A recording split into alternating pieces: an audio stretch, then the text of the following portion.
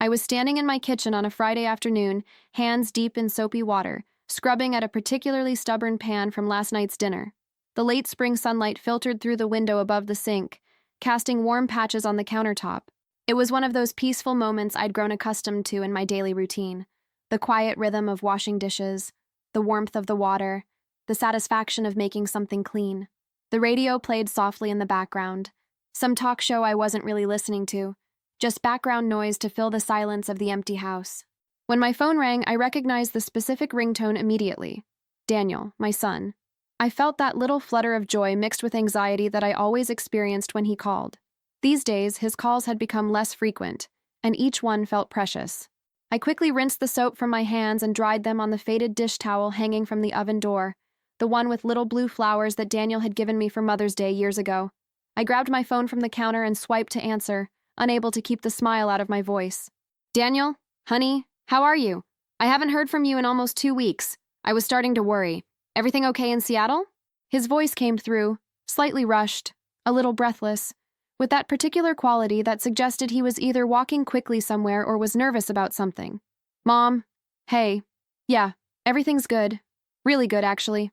Listen, I need to ask you something kind of important. Can you come to the community center tomorrow? The one on Riverside Drive? Around 2 in the afternoon? I frowned, my mind immediately trying to puzzle out what this could be about. The community center was only about 20 minutes from my house, so distance wasn't an issue, but the request itself was odd. Daniel lived in Seattle, a good 3-hour drive away. Why would he need me at a community center here in town? The community center? What's going on there? Are you coming into town? You didn't mention you were planning a visit. There was a pause on the other end of the line, and I could hear what sounded like traffic noise in the background, the distant honking of horns, the rumble of vehicles passing. Just trust me, okay? It's important. Really important. Can you make it? My maternal instincts immediately kicked into high gear. The evasiveness in his tone, the urgency underneath his casual words, it all triggered alarm bells. Of course I can make it, but Daniel, sweetheart, what is this about? Are you in some kind of trouble? Did something happen? You can tell me, you know that. He laughed, but the sound was nervous, strained, not his usual easy laugh. No, Mom, nothing like that. I'm not in trouble. It's a good thing. I need you to be there. And, wear something nice, okay? Like, church nice or something. I pulled out one of the kitchen chairs and sat down heavily, my confusion deepening. Wear something nice? To a community center? Daniel, you're really starting to worry me now. Can you please just tell me what this is about? You're being very mysterious, and you know I don't like surprises. I know. And I'm sorry for being vague, I really am. But I promise everything is fine. Better than fine, actually. This is a happy thing, Mom. A really happy thing. Just be there, okay? 2 o'clock sharp. Please don't be late. My mind was racing now, cycling through every possible scenario. A surprise party of some kind?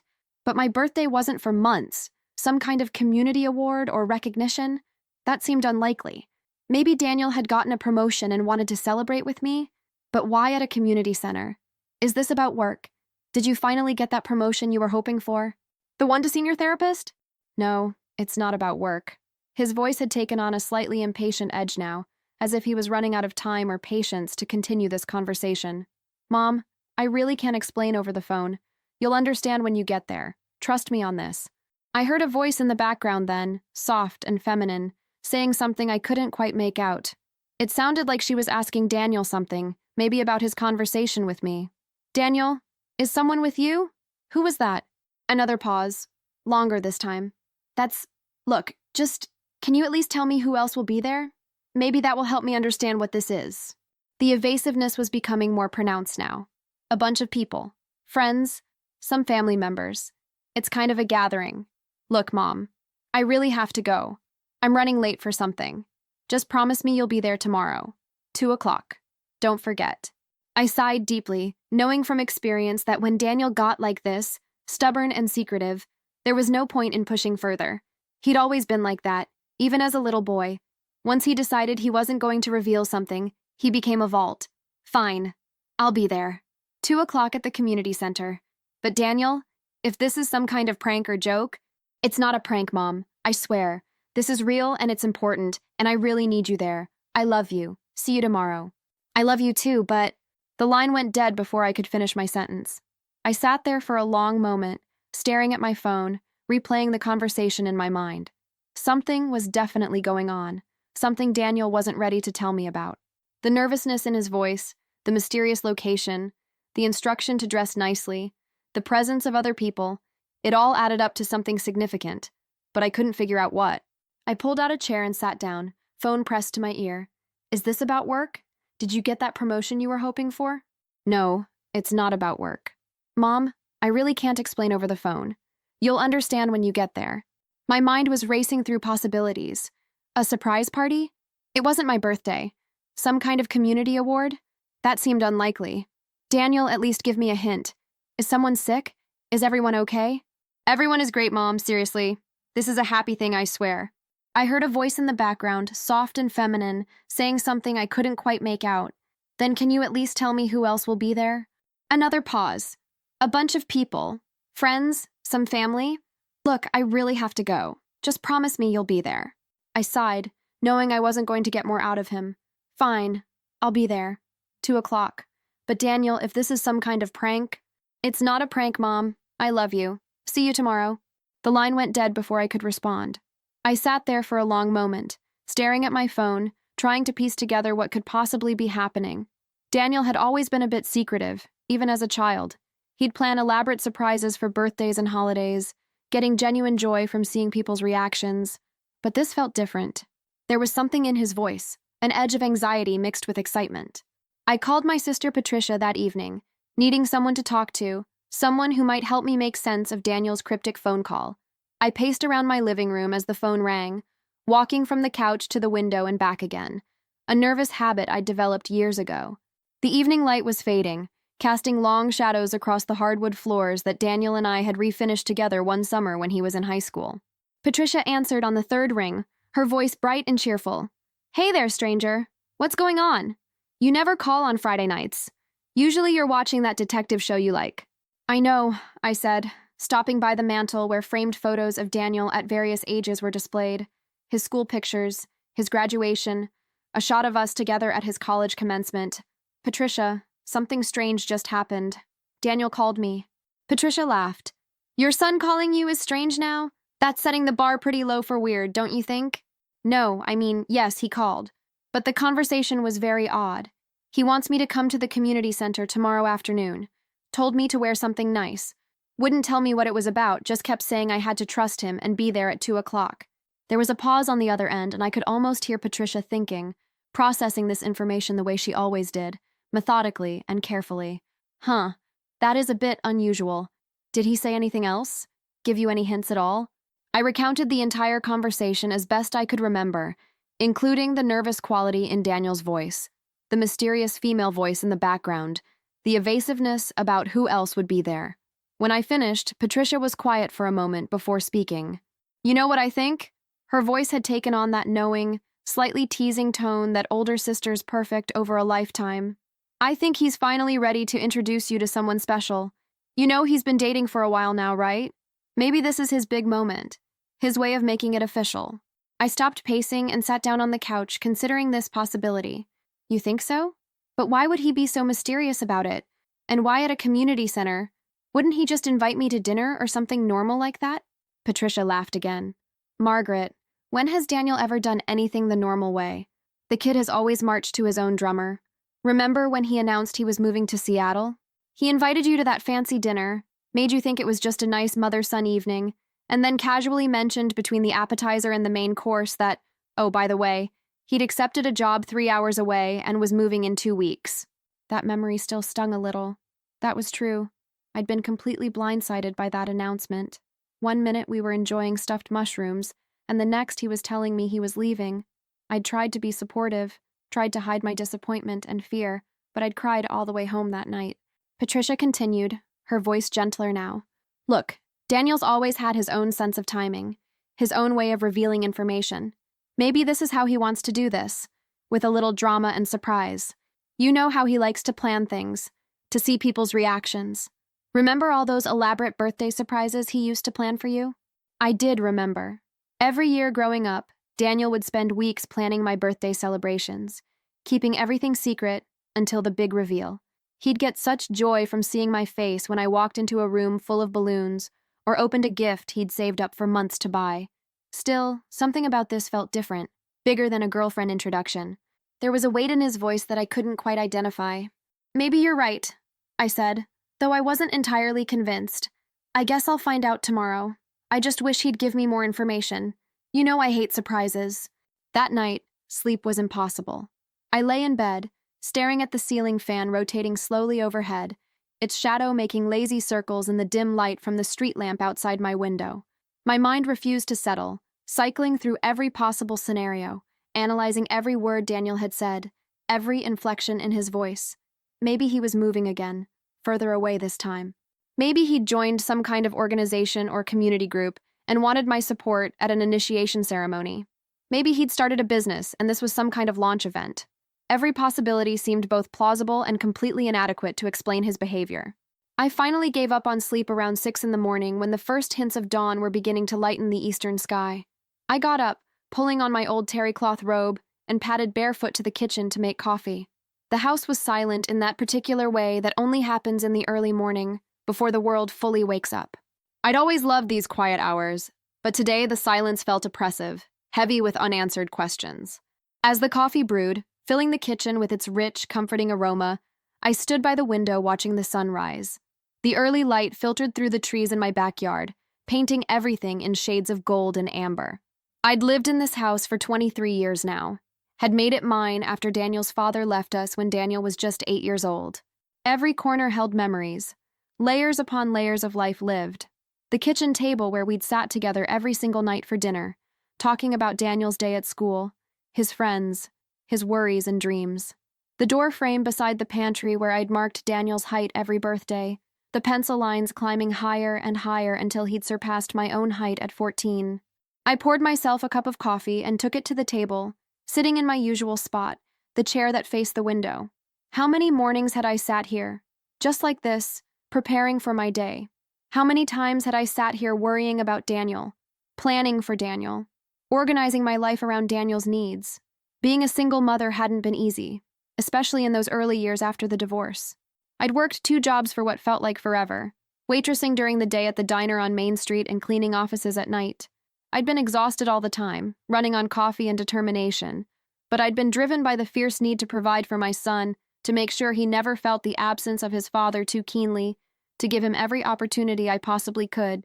Those had been hard years, but they'd also been purposeful years. Every sacrifice had a clear reason. Every long shift and missed hour of sleep was for Daniel's benefit. I'd put him through college by working those extra shifts, had made sure he could graduate without debt, had supported his decision to pursue physical therapy, even when it meant more years of school and more money. And he'd done so well, made me so proud. He'd graduated at the top of his class, had landed his dream job, had built a career he loved. But somewhere in the last year or so, I'd noticed a shift. Since Daniel had turned 27, he'd been pulling away, slowly but unmistakably. The phone calls had become less frequent, dropping from twice a week to once every couple of weeks. The visits had gotten shorter, and he always seemed eager to get back to Seattle, back to his life there. I told myself it was natural, that all adult children eventually create distance from their parents, that this was just part of growing up, but it hurt nonetheless. It hurt to feel like I was becoming less important in his life, less central to his world. I spent the morning trying desperately to distract myself from my churning thoughts. I cleaned the already clean house, running the vacuum over floors that didn't need it, wiping down counters that had no dust. I reorganized the pantry, lining up cans and boxes with obsessive precision. I did 3 loads of laundry even though I'd done laundry just 2 days before. Anything to keep my hands busy, to keep my mind from spinning out into worry and speculation. But the real challenge was deciding what to wear. I must have gone through my closet 3 times, pulling out dresses and holding them up to myself in the mirror, trying to gauge what nice meant in the context Daniel had implied. Was it church nice, the kind of dressy but not too formal outfit I wore to Sunday services? Was it business meeting nice, professional and polished? Was it casual but put together nice, the kind of thing you'd wear to a nice lunch with friends? I finally settled on a navy blue dress that I'd worn to my friend Margaret's retirement party last year. It was a simple A-line style with 3/4 sleeves, hitting just below my knees. Classic, appropriate for a wide range of occasions, neither too fancy nor too casual. I paired it with a cream cardigan, simple pearl earrings that had been my mother's, and low-heeled pumps that were comfortable enough to wear for several hours if needed. I looked at myself in the full-length mirror in my bedroom and saw a woman who looked put together and appropriate, even if she felt confused and anxious inside. By noon, I was ready, far too early. I sat on my couch, hands folded in my lap, watching the clock. The minutes crawled by with agonizing slowness. At 1:15, I couldn't take it anymore. I grabbed my purse and keys and headed out. The community center was only a 20-minute drive from my house, but I took my time, arriving at 1:45. The parking lot was surprisingly full for a Saturday afternoon. I pulled into a spot and sat in my car, gathering courage I didn't know I needed. Through the windshield, I could see people walking toward the main entrance, dressed in what looked like formal attire.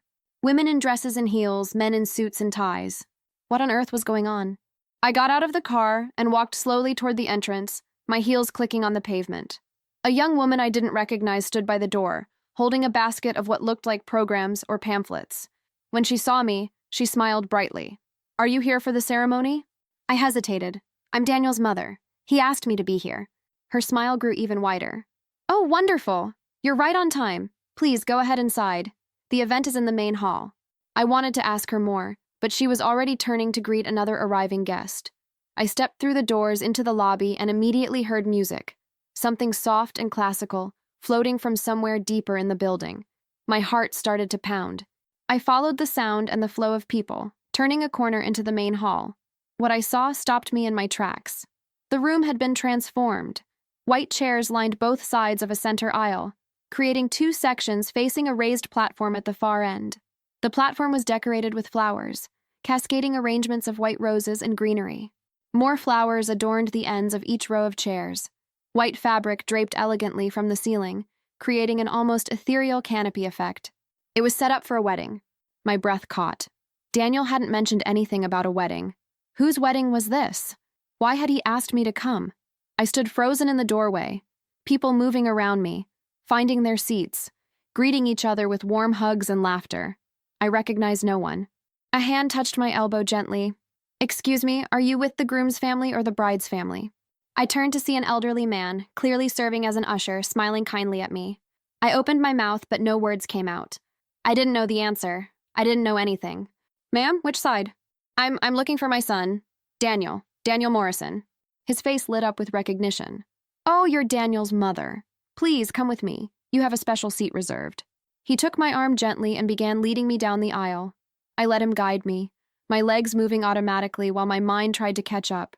People turned to look at me as I passed, some smiling, some nodding. I still didn't recognize anyone. The usher led me to the front row on the right side and gestured to a seat with a small white ribbon tied to it. "Right here, ma'am. The ceremony will begin in just a few minutes." I sat down mechanically. My hands were shaking. I placed them flat on my lap, trying to steady myself. The woman sitting next to me leaned over with a warm smile. "You must be so excited. Daniel talks about you all the time."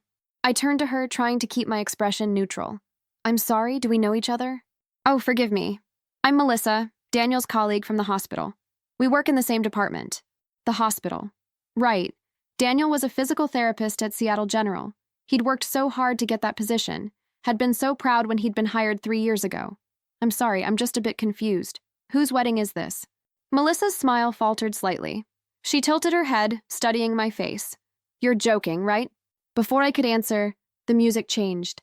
The soft classical background music shifted to something more formal, more significant. Everyone in the room stood up, turning toward the back of the hall. I stood too, automatically, my legs unsteady beneath me. I turned and saw a procession beginning. First came 2 young women in matching dusty rose dresses, walking slowly down the aisle, holding small bouquets. Bridesmaids. Then a young man in a suit, escorting an older woman who must have been someone's mother. They passed right by me, and the woman caught my eye, giving me a knowing smile. And then I saw him, Daniel, my son, walking down the aisle in a sharp gray suit, a white rose boutonniere pinned to his lapel. But he wasn't walking alone. On his arm was a young woman in a flowing white wedding dress, her face partially obscured by a delicate veil, her bouquet of white roses and baby's breath held in front of her. The world tilted. I reached out and gripped the back of the chair in front of me to steady myself. This was Daniel's wedding. My son was getting married, and he hadn't told me. He'd invited me here, to this ceremony, without warning me, without preparing me, without giving me any chance to process what was happening. I watched them walk down the aisle, Daniel's face serious, focused, the bride beside him taking careful steps. They reached the platform and turned to face each other. The music stopped. Everyone sat down except me. I remained standing for a moment longer, my body refusing to cooperate, before Melissa gently tugged on my dress and I sank back into my seat. A man in a simple suit, clearly the officiant, stepped forward and smiled at the gathered crowd. Welcome everyone to this joyful occasion. We're here today to witness and celebrate the union of Daniel Morrison and Emily Chen in marriage. Emily Chen. My son was marrying someone named Emily Chen, and I'd never heard her name before today. I'd never met her, never spoken to her on the phone, never seen a photograph. My hands gripped the edge of my seat so tightly my knuckles turned white. The officiant continued speaking, talking about love and commitment and partnership. His words washed over me without landing. I stared at Daniel's back, at the set of his shoulders, trying to understand. Why would he do this? Why would he keep something so monumentally important from his own mother?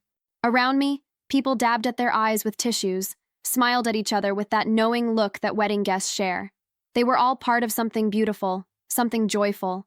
I felt like I was watching from outside a window, pressing my face against the glass but unable to reach through. The officiant asked Daniel and Emily to face each other and join hands. When Daniel turned slightly, I caught a glimpse of his face. He was smiling, really smiling, in a way I hadn't seen in years. There was pure happiness there, unmarred by doubt or worry. And suddenly, through my confusion and hurt, I felt a small crack in the wall I'd built up in the last 5 minutes. My son was happy. Daniel began his vows. Emily, from the moment I met you, I knew my life had changed. You've shown me what it means to be truly seen, truly understood. You've supported my dreams, challenged my assumptions, and loved me even when I didn't think I deserved it. His voice was steady, confident. I'd never heard him speak like this before, with such certainty and maturity. You've taught me that family isn't just about where you come from, it's about who you choose to build a life with. And I choose you, today and every day for the rest of my life. Emily responded with her own vows, her voice soft but clear. Daniel, you walked into my life when I needed someone most.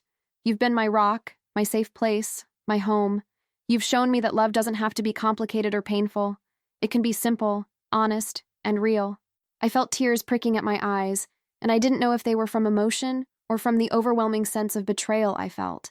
How could Daniel stand there and talk about family and choice without having included me in this choice? The ceremony continued. They exchanged rings, simple gold bands that caught the light.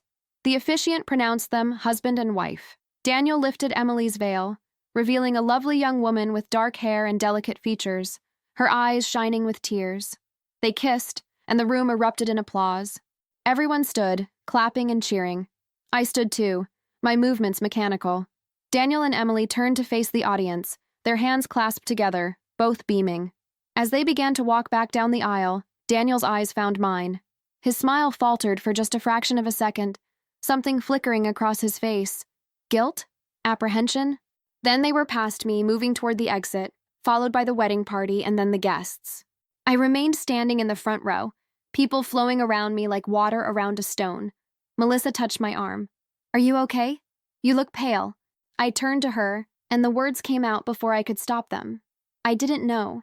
He didn't tell me he was getting married. Her eyes widened. What? But I thought, he said his family would be here. I shook my head slowly. He called me yesterday and told me to come here. That's all. No explanation, no warning. Melissa's hand flew to her mouth. Oh my God, I'm so sorry. I didn't realize. The hall was emptying out. I could hear laughter and conversation moving toward what must have been a reception area. I stood there, unsure what to do. Should I leave? Should I confront Daniel? Should I pretend everything was fine and try to celebrate? A young man approached me, one of the groomsmen I'd seen in the procession. Mrs. Morrison? I'm Tyler, one of Daniel's college friends. He asked me to let you know that the reception is in the East Wing, just down the hall to the right. He's hoping you'll join us. I stared at Tyler. He's hoping I'll join? Not asking, not expecting, just hoping? Tyler shifted uncomfortably. He really wants you there, ma'am. I took a deep breath, trying to gather what remained of my composure. Thank you, Tyler. I'll be there in a moment. He nodded and walked away, leaving me alone in the now empty hall. The flowers, the draped fabric, the empty chairs, all seemed to mock me. This beautiful setting, this carefully planned event, and I'd been kept completely in the dark. I walked slowly toward the exit, my heels echoing in the empty space. In the hallway, I could hear music and voices coming from the reception. I followed the sound, my steps heavy, until I reached a large room set up with round tables, a dance floor, and a long table laden with food. People were already mingling, drinks in hand, laughing and talking. I stood in the doorway, scanning the room. I saw Daniel and Emily at the center of a group of well-wishers, accepting hugs and congratulations. They looked radiant together, perfectly matched. Emily's wedding dress sparkled under the lights, and Daniel had his arm around her waist, pulling her close as people approached them. I must have stood there for several minutes before Daniel looked up and saw me. His expression changed immediately. He said something to Emily, who looked over at me with a complex expression I couldn't read. Then Daniel was walking toward me, weaving through the crowd, and I had nowhere to go, no escape route. Mom. His voice was soft when he reached me. I'm glad you came. I looked at him. This man who had once been my little boy, who I'd rocked to sleep and taught to ride a bike and helped with homework. Daniel, what is this? Why didn't you tell me? He glanced around, then gently took my elbow and guided me out of the reception room into a quieter hallway. When we were alone, he turned to face me, his hands shoved deep in his pockets. I know you're upset. I knew you would be. Upset? I found out my son was getting married by walking into his wedding ceremony. Upset doesn't begin to cover it. He flinched at my tone but didn't look away. I'm sorry, Mom. I am. But I had my reasons. What reasons could possibly justify this? I'm your mother, Daniel. I raised you by myself. I sacrificed everything for you. And you couldn't even tell me you were getting married? That's exactly why. His voice rose slightly, then he took a breath and spoke more calmly. Mom, you've spent your entire life sacrificing for me. Everything you did, everything you gave up, it was all for me. And I love you for it. But I also can't live my life trying to repay that debt. I stepped back as if he'd slapped me. Debt? Is that what you think your relationship with your mother is? A debt? No, that came out wrong. He ran his hand through his hair, a gesture I remembered from his childhood when he was frustrated. What I mean is, you've always put me first. Always. And I knew if I told you about the wedding, you'd take over. You'd want to plan it, help pay for it, make sure everything was perfect. You'd make it about making me happy, about giving me something special. And what's wrong with that? Isn't that what mothers do? There's nothing wrong with it. But Mom, this wasn't about you. This wedding, this day, it's about me and Emily. About us starting our life together. And I needed to do it our way without feeling like I had to manage your expectations, or your feelings, or your involvement. His words hit me like physical blows. So you just decided to cut me out entirely? That was your solution? I didn't cut you out. You're here, aren't you?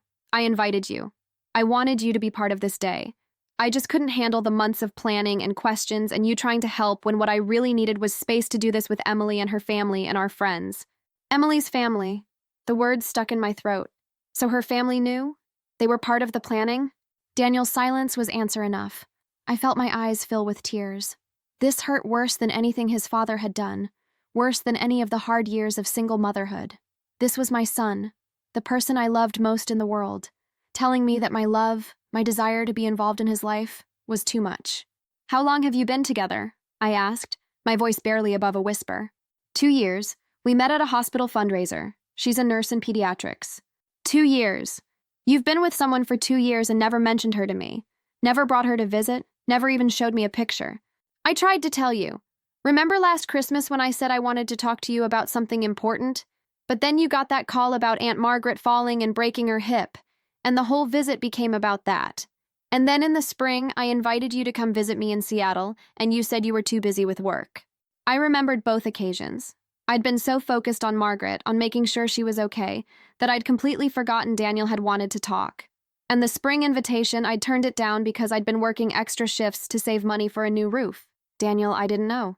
You should have insisted. He shook his head. No, Mom. I shouldn't have had to insist. That's the point. I'm 27 years old. I have my own life, my own relationship, my own decisions to make. And I can't keep waiting for the perfect moment to share things with you because there's always something else, always some other priority, always some reason why it's not the right time. We stood in silence for a long moment. From the reception room, I could hear laughter and music, the sounds of celebration, people toasting the happy couple, dancing, eating, enjoying this moment. And here we were in a hallway, the two of us, having this painful conversation that should have happened months ago. I'm sorry. The words came out small, defeated. I'm sorry if I made you feel like you couldn't talk to me. It's not about feeling like I couldn't talk to you. It's about needing to live my own life without constantly considering how it affects you first. Do you understand? I wanted to say yes. I wanted to be the understanding, supportive mother who could step back and give her adult son space. But the truth was, I didn't understand. I'd spent 27 years making Daniel the center of my universe, and now he was telling me that was the problem. Can I meet her? I asked finally. Your wife? The word felt strange on my tongue. Wife. Daniel had a wife. I'd missed watching him fall in love, missed meeting the woman who'd captured his heart, missed all the excitement of engagement and wedding planning. All of it, gone. Daniel's expression softened. Of course. She wants to meet you. She's been nervous about it, actually. Nervous? Why would she be nervous? He gave me a look. Mom, she's marrying someone whose mother didn't know she existed until today. That's a pretty unusual situation. She's worried you'll hate her. I don't hate her. How could I hate her? I don't even know her. Exactly. And that's what we need to change. Come on. He held out his hand to me, and after a moment's hesitation, I took it. He led me back into the reception room, through the crowd of guests, toward where Emily stood talking with an older couple who must have been her parents. As we approached, Emily's eyes met mine, and I saw genuine anxiety there. Emily, Daniel said gently, this is my mom. Mom, this is Emily, my wife. We stood facing each other, this young woman and I, connected now through Daniel in a way that was permanent and legal and real. She was lovely up close, with kind eyes and a gentle smile, even though I could see her hands trembling slightly.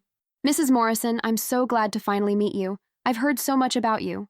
I wanted to say something gracious, something warm and welcoming, but what came out was, I wish I could say the same. Emily's face fell and Daniel's hand tightened on my arm. Mom, I'm sorry. I held up my hand. That was unfair. Emily, I'm sure you're wonderful. Daniel clearly loves you very much. It's just, this has been a shock. I'm trying to process it all. Emily stepped forward, close enough that I could smell her perfume, something light and floral. Mrs. Morrison, I know this isn't how you wanted to find out about us. Daniel told me he hadn't told you yet, but I thought he meant he hadn't told you about the wedding, not that he hadn't told you about me at all. She shot a look at Daniel, who had the decency to look ashamed. When I found out this morning that you were coming to the wedding without knowing what you were walking into, I was horrified. I wanted Daniel to call you, to explain everything before you got here, but he said it was too late, that you were probably already on your way. I looked at Daniel. You knew this morning that I didn't know, and you still let me walk in there unprepared? He met my gaze steadily. Yes, because if I'd called you this morning and told you, you would have been even more upset. You would have felt obligated to come, but also hurt and angry. At least this way. You saw the ceremony. You saw us happy, before we had to have this conversation. His logic was twisted, but I could see his point, even though I didn't want to. I'm not sure that makes it better. Emily touched my arm gently. Would you like to sit down?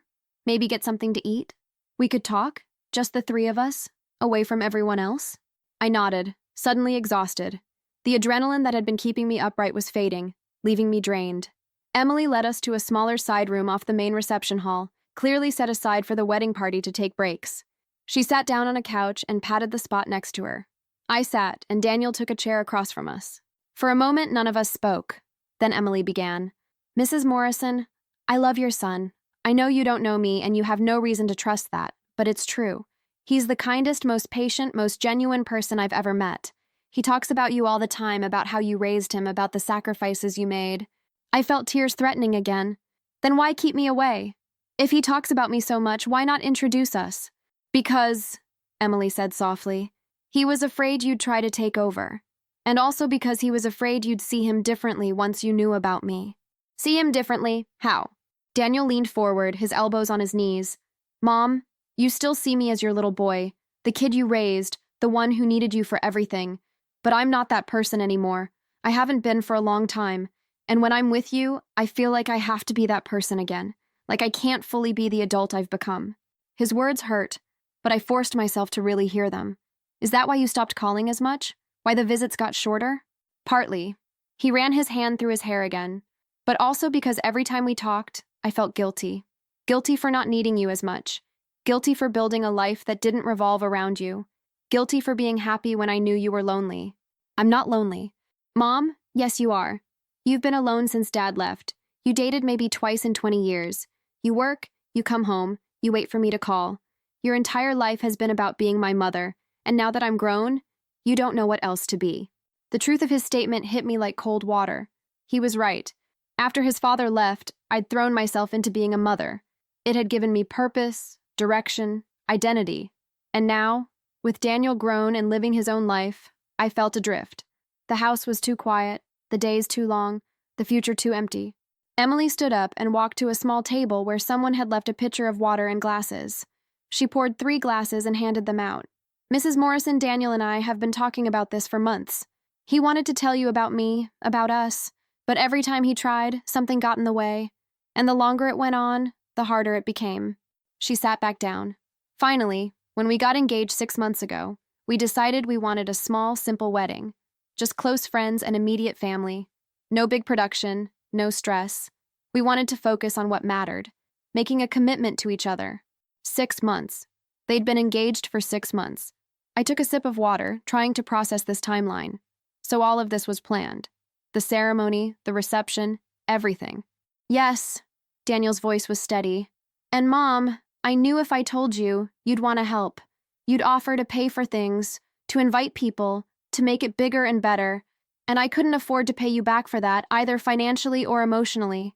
I needed this to be something Emily and I did ourselves. I set down my water glass carefully. Daniel, I would never expect you to pay me back. If I help you, it's because I want to, because I love you. I know. But Mom, that's the problem. Your love comes with strings, even if you don't mean for it to. Every time you help me, I feel like I owe you something. Like I need to be the son you want me to be, to make choices you'd approve of, to live my life in a way that justifies all your sacrifices. Emily reached over and took my hand. I was startled by the gesture, but I didn't pull away.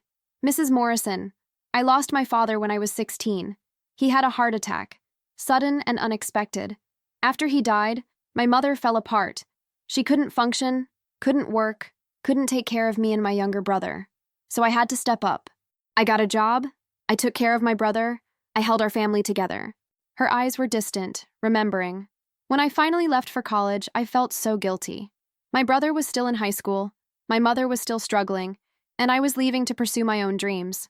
It took me years to realize that taking care of myself wasn't selfish, it was necessary, and that my mother's inability to function without me wasn't my responsibility to fix.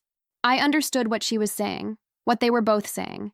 They saw me as someone who couldn't function without Daniel, someone who'd made him responsible for my emotional well-being. And maybe they were right. I don't want to be a burden. My voice cracked on the last word. Daniel moved quickly, kneeling in front of me, taking both my hands in his. You're not a burden, Mom. You've never been a burden. You're my mother, and I love you.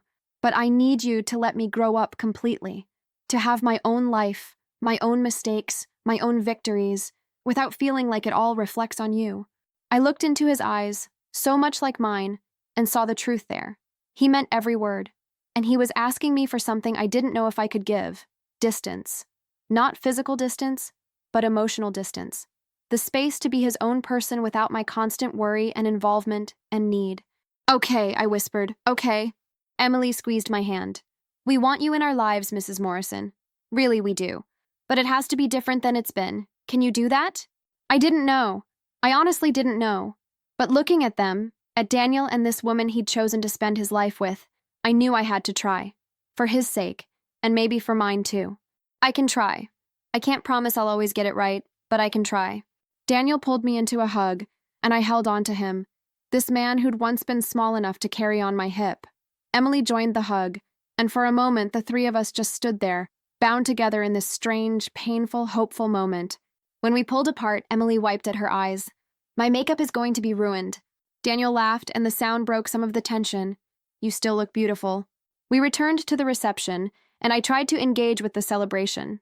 I met Emily's mother and brother, both of whom greeted me warmly but with a hint of wariness, clearly aware of the awkward situation.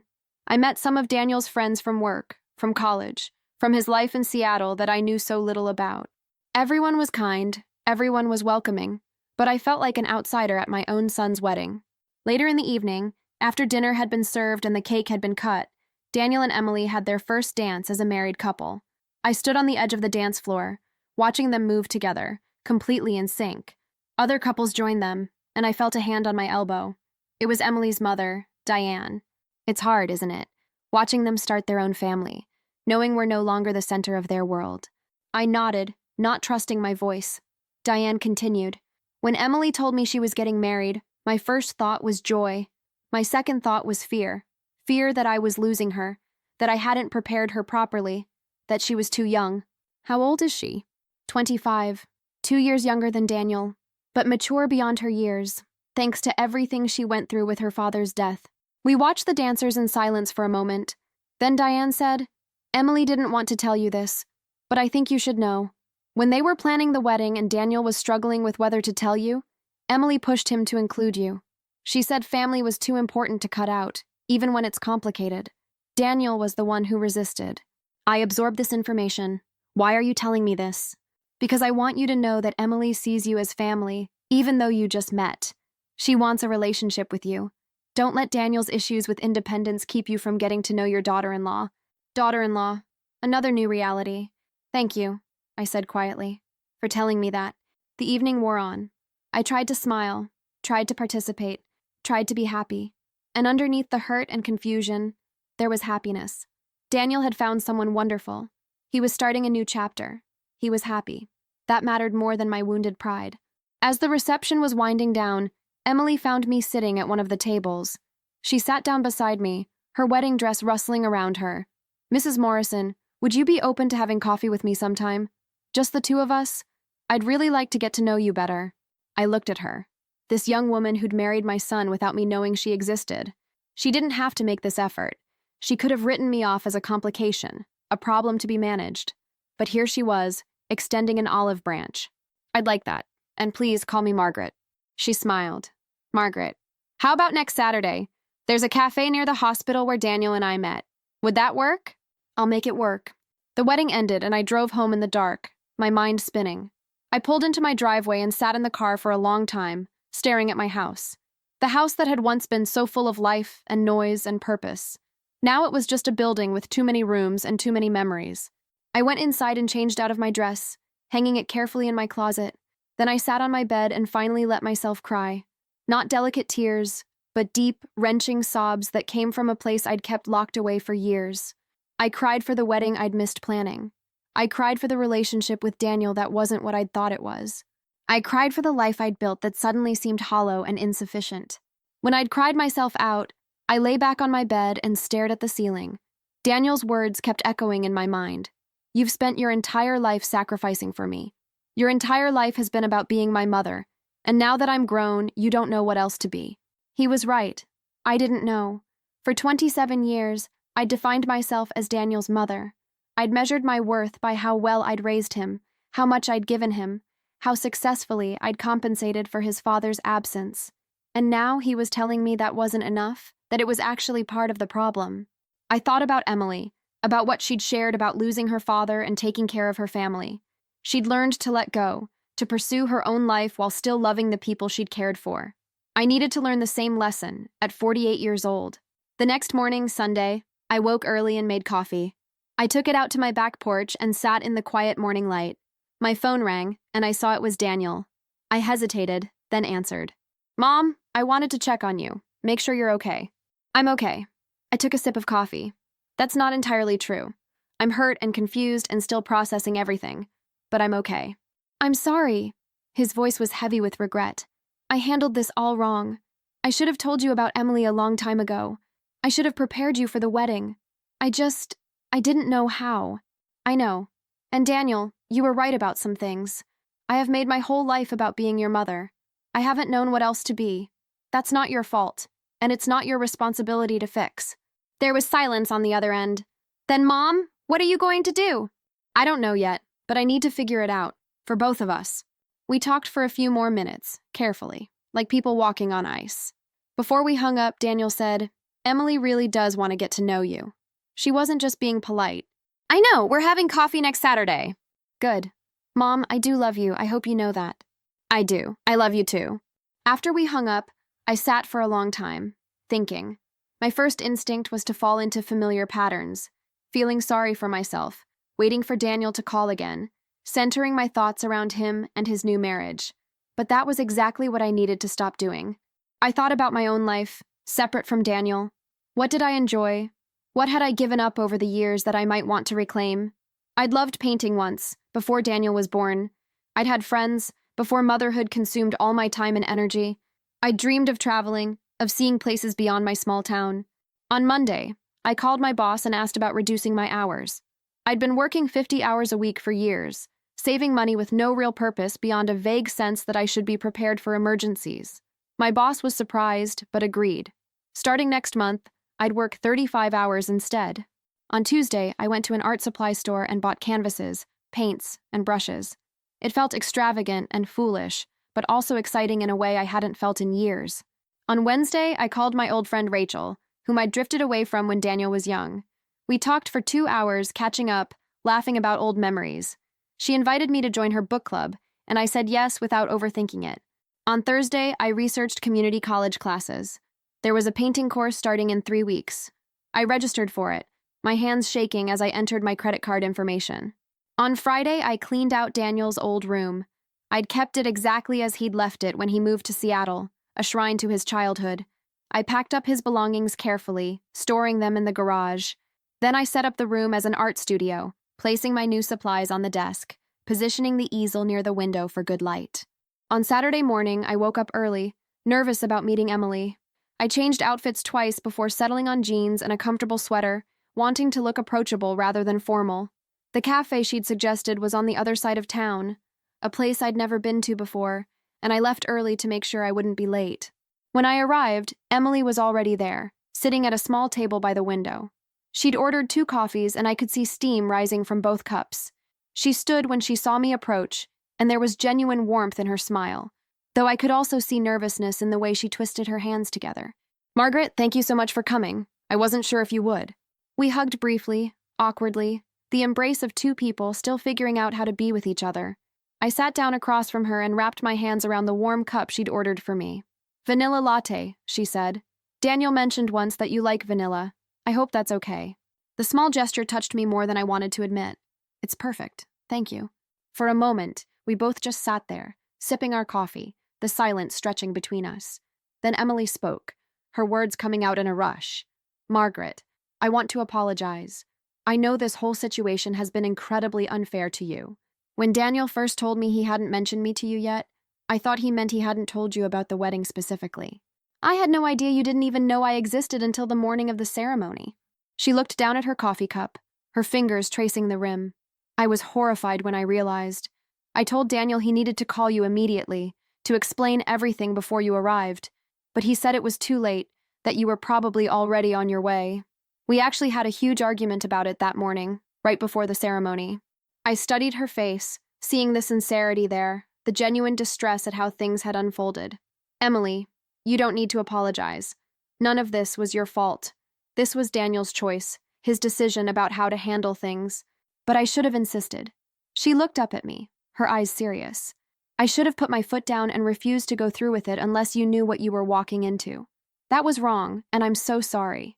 The apology meant something, but more than that, I appreciated her willingness to acknowledge the situation honestly. "Emily, can I ask you something?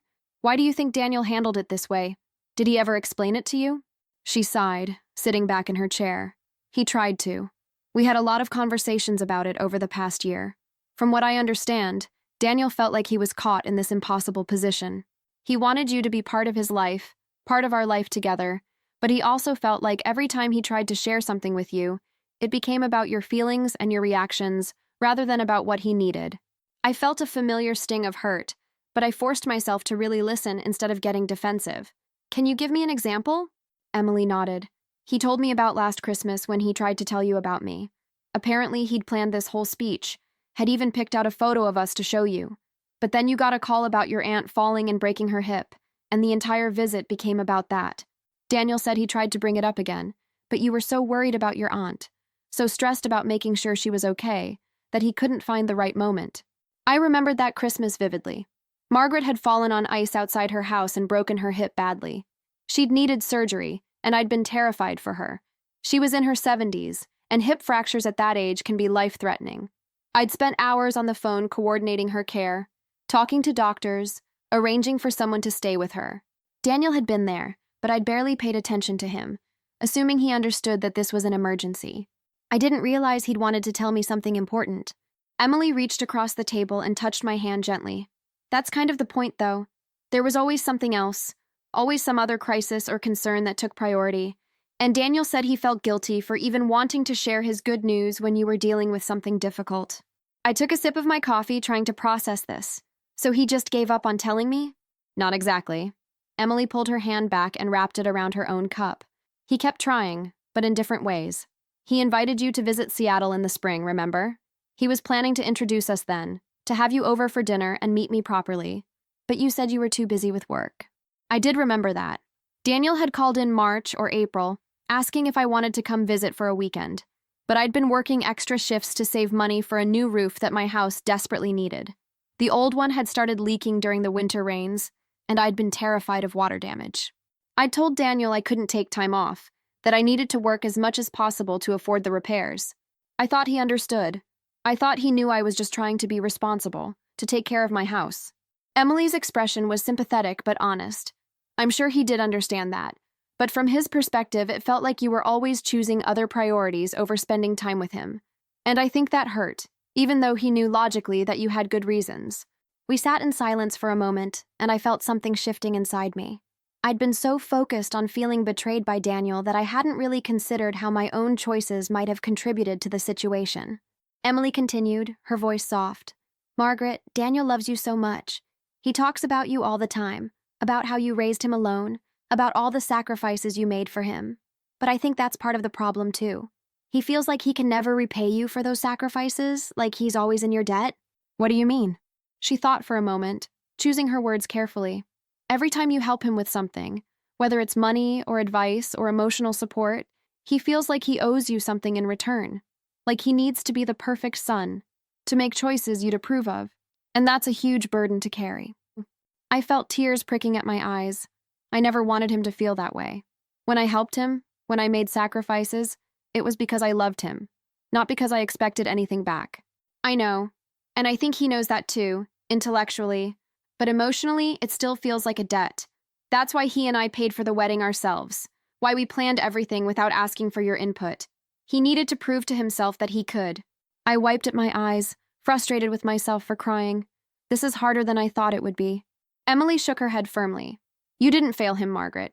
You gave him an incredible foundation, a sense of security and love that not every child gets. Now he just needs to figure out how to be his own man, separate from you. And you need to figure out how to let him. We talked for another hour, the conversation flowing more easily. Emily told me about her work at the hospital, about meeting Daniel at a charity event, how they'd clicked immediately.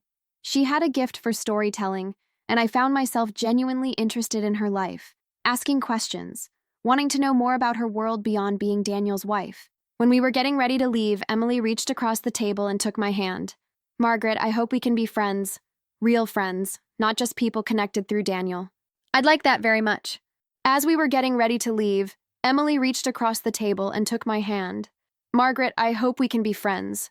Real friends, not just people connected through Daniel. I'd like that.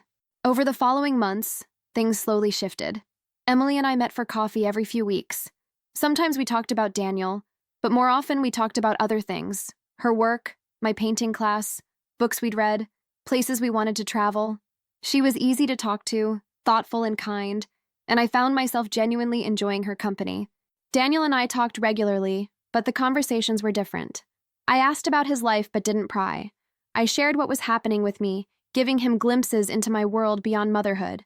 Slowly, carefully, we built a new kind of relationship, one based on mutual respect rather than dependence. My painting class was harder than I'd expected.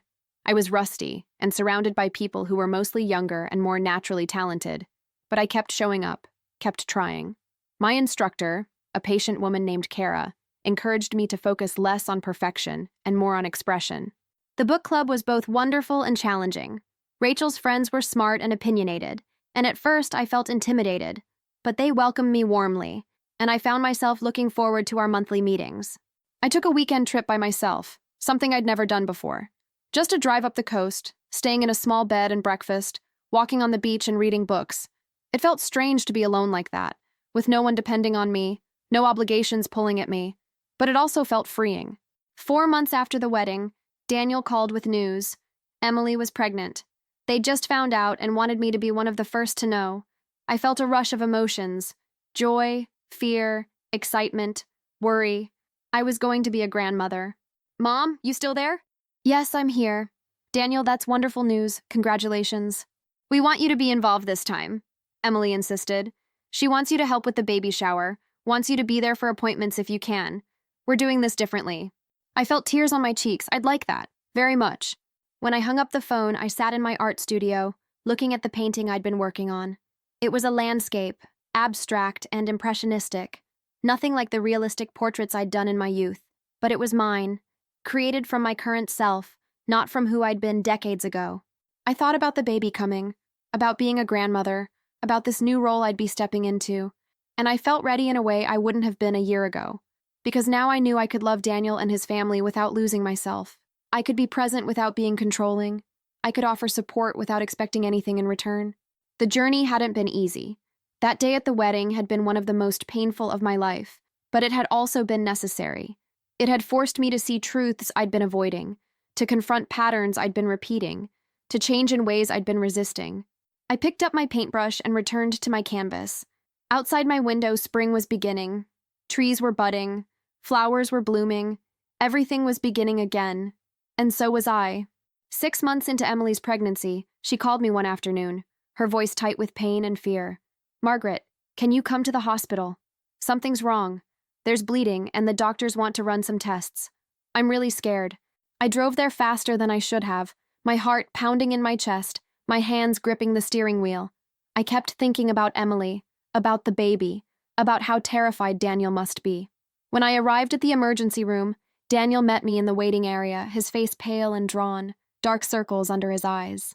Mom, thank you for coming so quickly. His voice cracked. Of course I came. What's happening? Where is she? They're checking her now. There was bleeding this morning. Pretty heavy. Emily woke up and noticed it, and we came straight here. They've been doing tests for about 2 hours now. Ultrasounds, monitoring the baby's heartbeat, taking blood samples. We sat together in the uncomfortable plastic chairs, not talking much, just waiting. I held his hand, and he let me, squeezing it occasionally when the anxiety became too much. Time moved strangely, both too fast and too slow. Finally, after what felt like an eternity, a doctor came out. She was a middle-aged woman with kind eyes. Daniel Morrison, you can come back now. Your wife is stable, and we have some information to share with you. Daniel stood immediately, then looked at me. Will you come with me? I need you there. Of course. We followed the doctor to Emily's room. She was lying in a hospital bed, hooked up to monitors, her face tear-stained but calmer. When she saw Daniel, she reached out her hand, and he rushed to her side. The doctor looked at them seriously. The baby's heartbeat is strong, which is good news. However, Emily, you've had what we call a placental abruption. The placenta has partially separated from the uterine wall, which caused the bleeding. It's not severe right now, but it is serious. Daniel's voice was shaky. What does that mean? What happens now? It means complete bed rest for the remainder of your pregnancy. The doctor's tone was measured. No work, minimal activity, mostly lying down. We'll monitor you closely with weekly appointments. The goal is to get you as close to full term as possible. Emily's face crumpled. But I'm only at 28 weeks. That's 3 more months of bed rest. I know it's difficult, but it's necessary to give your baby the best chance. If we can keep the abruption stable, you have a good chance of carrying to at least 36 weeks, maybe even full term. After the doctor left, the 3 of us sat in heavy silence. Emily was crying quietly. Daniel looked shell-shocked, unable to process what this meant. I can't work. Emily's voice was small, broken. We were counting on my income. And Daniel, you can't take 3 months off. How are we going to manage this? Daniel shook his head, trying to think through the logistics. I don't know. Maybe I can work from home sometimes. Maybe shorter shifts. I spoke up then. I can help. I can come stay with you, be there during the days while Daniel's at work. Emily, you won't be alone. They both turned to look at me, surprise on their faces. Daniel spoke first. Mom, that's a huge commitment. You have your own life, your job, your art class. We can't ask you to put all that on hold for 3 months. You're not asking. I'm offering. I took Emily's hand. This is what family does. You need help, and I can provide it. I'll talk to my boss about taking a leave of absence. The art class can wait. This is more important. Emily's tears flowed harder. Margaret, I don't know what to say. That's so generous. It's not too much. I squeezed her hand. You're carrying my grandchild. You're part of my family now. Let me do this. Over the next few days, I arranged everything. I spoke to my boss, Linda, who agreed to let me take an unpaid leave with the option to extend if necessary. She even mentioned remote work I could do to keep some income coming in. I packed a bag, loaded my car, and drove to Seattle. Daniel and Emily's apartment was small, a cozy one-bedroom near the hospital. They offered me their bedroom, but I insisted on the couch. It folded out into a decent bed. The first week was an adjustment. Emily struggled with forced inactivity, frustrated by her inability to do simple things. She was used to being independent, to taking care of others as a nurse. Daniel was stretched thin, trying to maintain his work schedule while being present for Emily, managing household tasks, dealing with anxiety about the pregnancy. I fell into a routine. Each morning, I'd wake early and make breakfast for all three of us. Simple things: oatmeal with fruit, scrambled eggs, toast. I'd bring Emily's breakfast to her in bed on a tray, staying to chat while she ate, giving Daniel time to get ready for work. After Daniel left, Emily and I would settle in for the day. We watched movies and television shows, working through entire series. We played card games and board games, adapting them so Emily could play lying down. We talked, really talked, about everything. Emily told me stories about her childhood, about her father before he died, about growing up with the responsibility of caring for her younger brother. I shared stories about raising Daniel, about the hard years and the good years. Some days were harder. Emily had days where fear overwhelmed her, where she'd cry for hours, terrified of losing the baby. On those days, I just held her hand and let her cry, offering comfort without empty promises. Other days, Emily was frustrated and angry, railing against the unfairness, angry at her body. On those days, I let her vent, absorbing her anger without taking it personally. But there were also good days, days when Emily felt the baby kick strongly, and we'd both put our hands on her belly, feeling the life moving inside. Days when we'd laugh at silly shows or share memories that brought us closer. Days when I'd read to her from books she loved. Daniel would come home each evening exhausted but grateful. I'd have dinner ready, the apartment tidied, Emily comfortable and cared for. We'd eat together, talking about our days. After dinner, I'd clean up and give Daniel and Emily time alone together. Weeks passed, turning into months.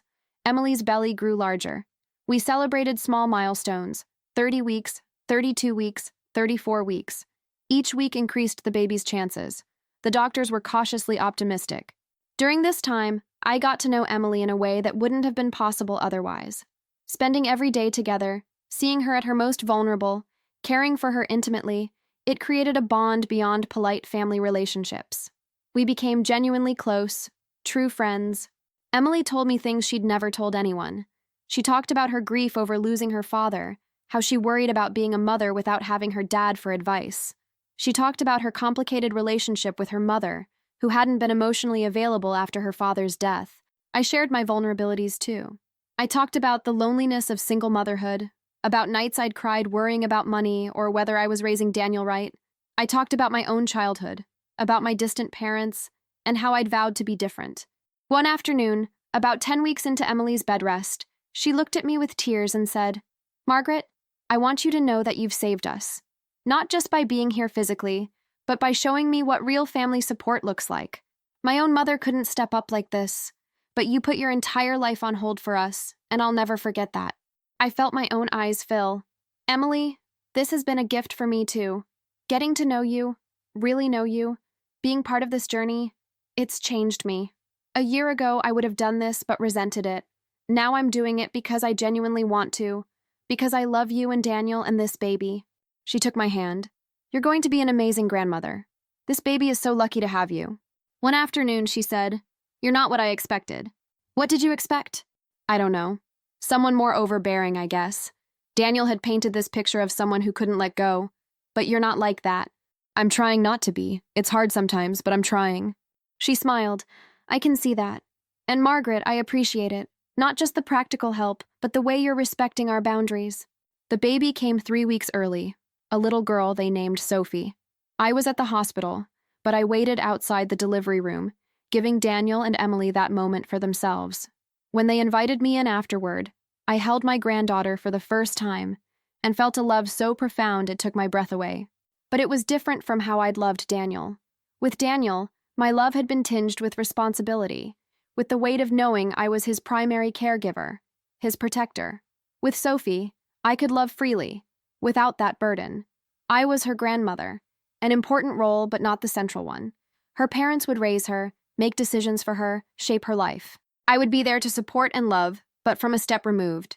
In the weeks after Sophie was born, I stayed to help Emily adjust.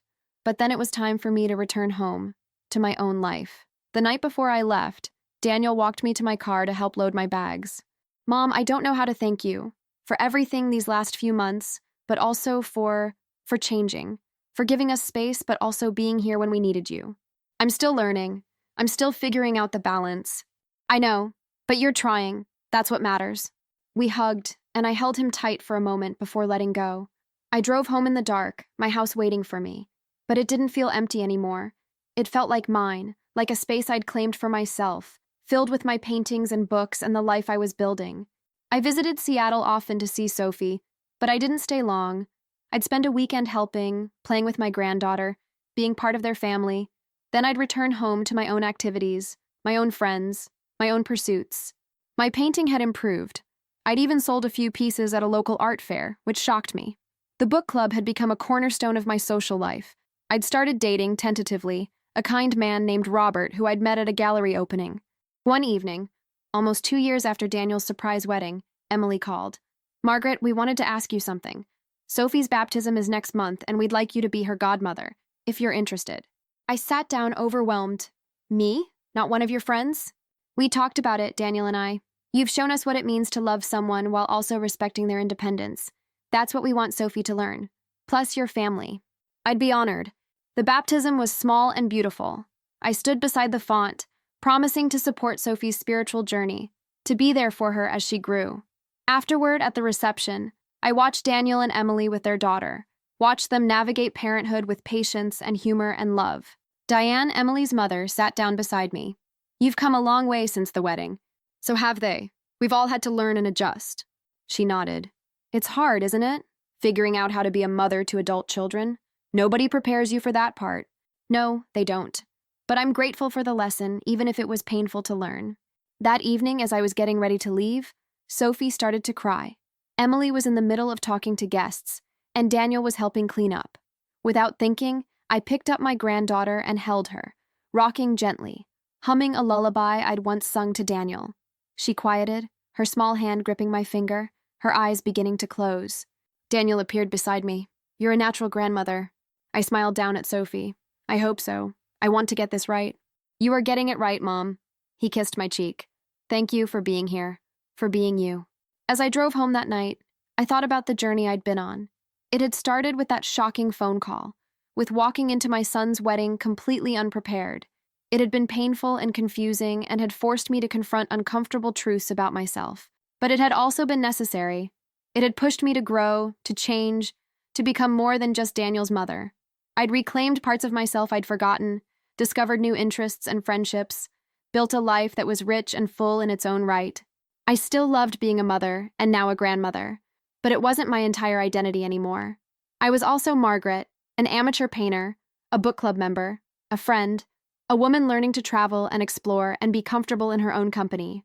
The road ahead would have more challenges. Sophie would grow up, and I'd have to navigate being a grandmother without overstepping. Daniel and Emily might have more children, bringing new dynamics to manage. My relationship with them would continue to evolve and require ongoing communication and adjustment. But I felt ready for it, because I'd learned the most important lesson. Love doesn't require control. Support doesn't require dependence. Being a mother, being a grandmother, being a family, all of it could coexist with being my own person. When I got home, I didn't immediately go inside. I sat in my car, looking at my house, thinking about everything that had changed. Then I grabbed my bag and went in, turning on lights, feeling the space welcome me back. I made tea and sat in my art studio looking at my current painting. It was a mother and child, abstract but recognizable, the figures separate but connected by swirls of color. It wasn't finished yet, but I could see where it was going. My phone buzzed with a text from Daniel. "Thanks for coming today, Mom. Sophie loved seeing you. So did we." I smiled and typed back, "I loved seeing you too. All of you. Talk soon." And that was enough. That was everything. The connection without the weight, the love without the need, the relationship built on choice rather than obligation. It had taken a painful wake-up call to get here, but I'd arrived. And I was grateful for the journey, even the hardest parts, because they'd led me to this place of peace and possibility. I picked up my paintbrush and got back to work.